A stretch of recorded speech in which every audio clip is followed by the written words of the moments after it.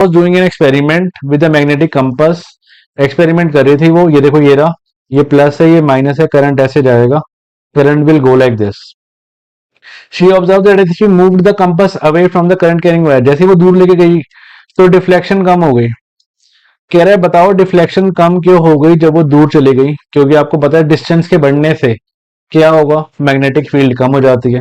हम क्या लिखेंगे, आंसर क्या आएगा फर्स्ट का, नीचे लिख देता हूं। फर्स्ट का आंसर आएगा magnetic field is inversely proportional to distance. As distance increases, जैसे डिस्टेंस बढ़ेगा then magnetic field decreases, magnetic and vice versa. तो डिफ्लेक्शन कम क्यों हो गई? क्योंकि डिस्टेंस बढ़ने से मैग्नेटिक फील्ड कम हो जाती है। डी पार्ट क्या कह रहा है, mention one thing that could have change in the circuit so that wire in the deflection बढ़ जाए। डिफ्लेक्शन को बढ़ाने का एक ही तरीका होता है, करंट को बढ़ा दो, सिंपल। क्या? As current in the circuit increases then तो deflection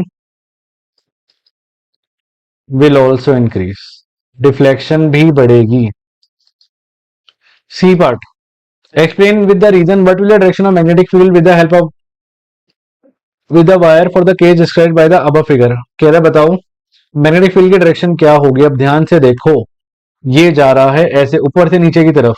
अगर मैं अपने थंब को ऐसे रख के अगर मैं अपनी चारों फिंगर्स को ऐसे रैप करूं तो ध्यान से देखो कैसे घूम रही है मेरी फिंगर्स। हमेशा ईस्ट एंड से देखते थे, याद है कैसे घूम रही है ये? It will go clockwise. अब यहां पे देखो डायग्राम में, देखो डायग्राम में देखो ध्यान से, करंट ऐसे जा रहा है ना, current is going like this, तो कैसे घूमेगी ये घूमेगी ऐसे, मतलब कैसे घूमेगी, क्लॉकवाइज। तो सी का आंसर क्या आएगा, क्लॉकवाइज घूमेगी है। ठीक है, तो